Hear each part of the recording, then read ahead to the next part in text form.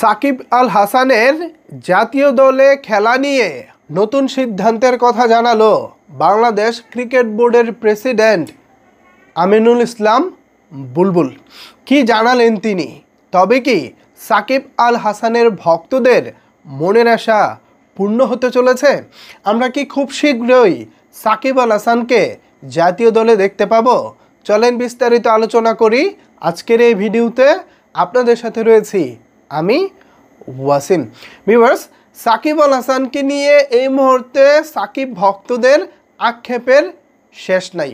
হতে পারতেন সাকিব আল হাসান বাংলাদেশ ক্রিকেটের রাজা, হতে পারতেন সাকিব আল হাসান বাংলাদেশ ক্রিকেটের পথ প্রদর্শক, এমনকি সাকিব আল হাসান হতে পারতেন বাংলাদেশ ক্রিকেট বোর্ডের প্রেসিডেন্ট, যার হাত ধরে বাংলাদেশ ক্রিকেট বিশ্ব দরবারে আরও ভালোভাবে দাপিয়ে বেড়াতে পারত।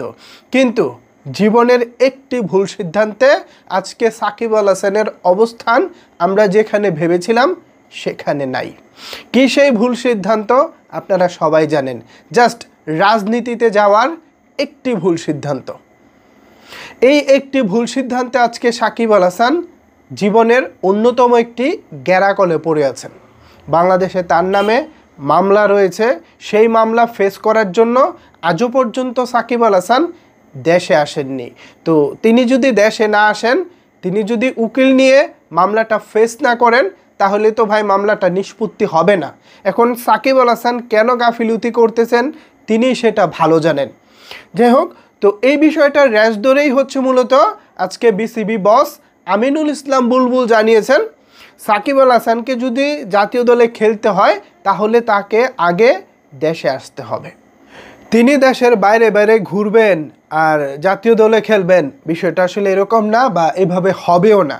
সাকিব আল হাসানকে যদি জাতীয় দলে খেলতে হয়, বাংলাদেশের জার্সি পরে যদি তাকে খেলতে হয়, তাহলে তাকে বাংলাদেশে আসতে হবে।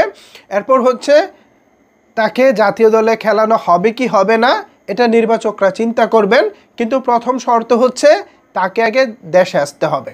এখন এই যে দেশে আসা, এটাই তো আসলে সাকিব আল হাসান বিগত প্রায় 1 বছর ধরে তিনি চাচ্ছেন না, বা তিনি দেশে আসছেন না।